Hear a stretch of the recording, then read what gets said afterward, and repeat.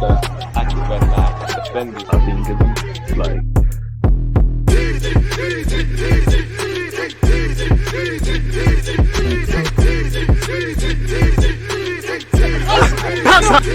people deluded. I'm back again. Come on, Ian.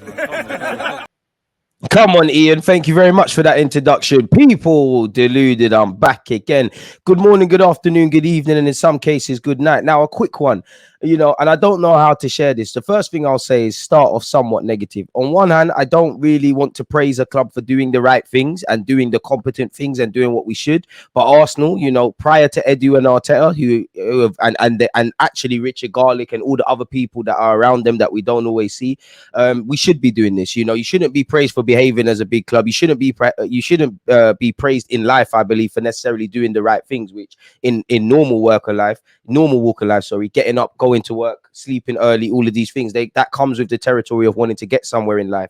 But in terms of what Arsenal have been for years and the turnaround that Arteta and Edu and the team around them, I have to praise them. I have to praise them for the urgency they're moving with the new deals. I say that because, it's not all, I know it's more or less every club does it, but I think in England, the solution is just to spend money and buy new players, and that's it. We get rid of new managers and things. I think the less sexy aspects of building a team, a competitive team, and going to where you want to is stability, and what I mean by that is also improving the players that are already at the club year in, year out. It's keeping the players that you think can help us go to where we need to go. Is working on the training ground, improving defensively, etc., etc.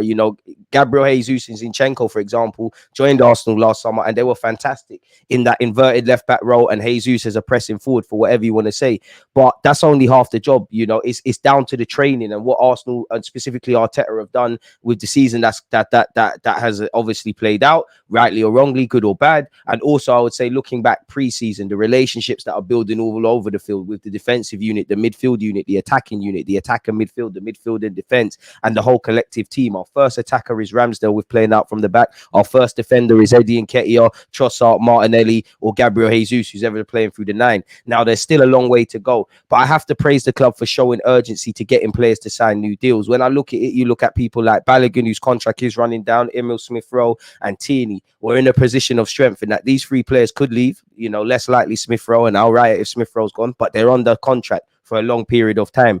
Specifically in recent weeks, William Saliba, in the last 24 to 48 hours, it's announced that while it's not signed off and we don't see any official confirmation on Arsenal.com, the Ornsteins, the Fabrizios of this world have said he's agreed a 4-year deal to follow Bukayo Saka and Martinelli. That's fantastic for many reasons. They all carry resale value. Again, signing a new deal, Nelson as well, to a lesser extent. Signing a new deal doesn't mean you're going to leave, but it promotes the players coming into this club that we can keep our best players. It gives Arteta one less headache. It obviously means if we're presented with a level of interest that a player believes he can't turn down, or we believe we can't turn down, we can negotiate a lot of money. And all of these players that I've listed, if they keep developing to the way they're going, they will sign new deals and improve deals. And obviously, we hear the Odegaards, the Benjamin Whites of this world, couple of other players are rumored to sign new deals.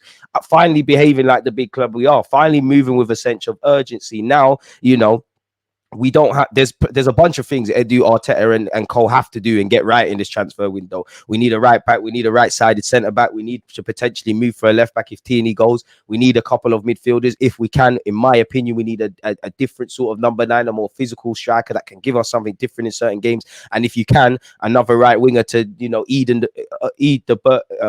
ease the burden on Bukayo Saka.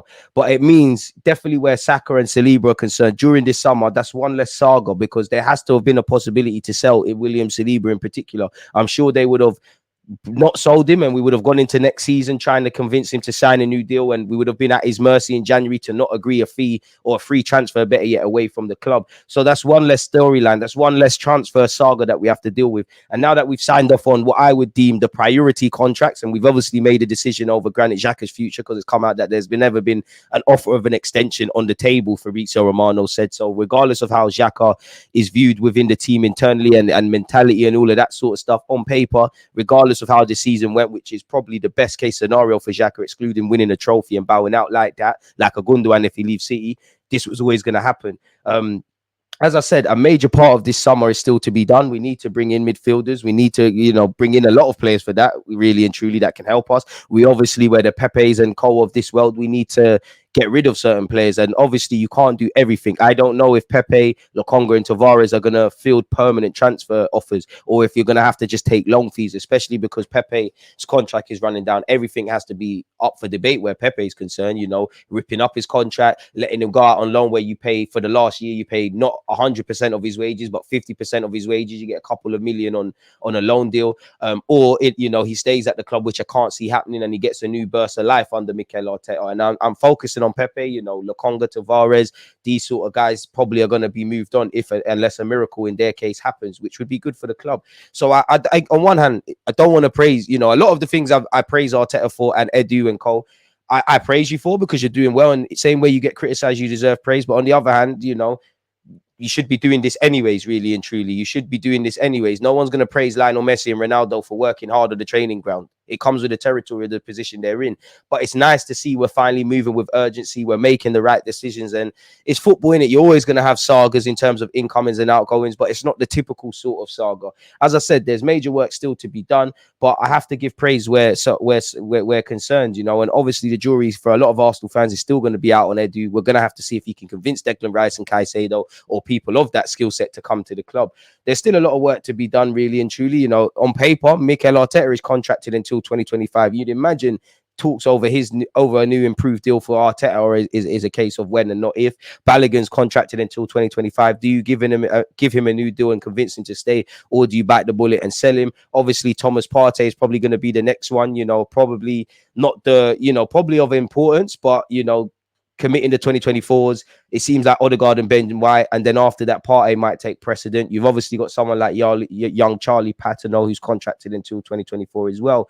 So yeah, man, there's a lot of work to be done, but I just feel, you know, you've got to praise as you go along, and it's same way you'd criticize. So big them up. Hopefully the work keeps going, really and truly. So yeah, shout out to Edu, Arteta, Richard Garlick, indirectly KSE as well, because I always say the mentality comes from the top, really and truly. So when things are going bad, we can't sit here and criticize the owners, and when we're starting to do the right things and moving along, I have to give praise where due. As I said, the jury's still out on everybody. You know, this is the industry. It's not what you've done in the past. It's where you're going. Hopefully come September, we've addressed, you know, 90% of the areas that we need to address. Ultimately, we have a stronger team, and we have a lot more confidence going into next season that we can do what we did this season or go greater. And for me, bring a trophy home. I would love to bring home the Champions League. Definitely watching City, because, you know, it's another English team that done it without us. I think we're a long way away from winning that. If we could get out the group stages, beat a big club in the group stages, go as far as we can and give a good account of ourselves, not embarrassing ourselves, that's great. I'm an Arsenal man. We've won the FA Cup the most times. I always say it. That's the one thing I speak with Chest about.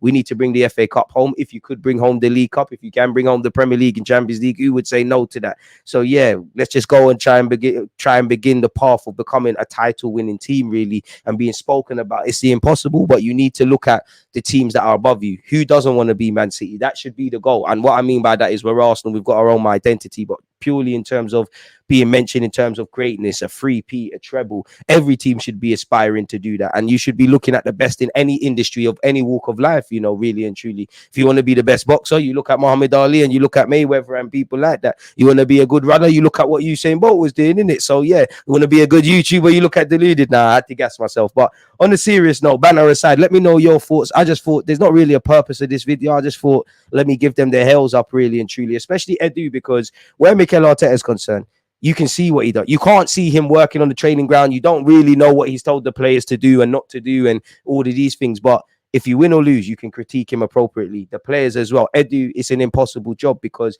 I don't think any club's chairman or whatever, or any manager would say they can be happy at the end of a transfer window, but I'm not sure they will ever do everything. And with what Arsenal need to do, I don't think we'll do everything, but I think we need to do 90%. We don't know the deals he's lined up and have never happened. We don't know the spanners that have been thrown in the works. We don't see what Edu does week in, week out. We know what he does, but we don't see it. So his job is almost impossible to praise him for.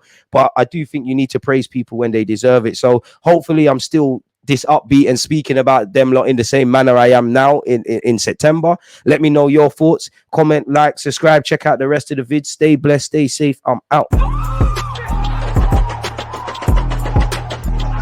There's always just that active and that defending. I think it's like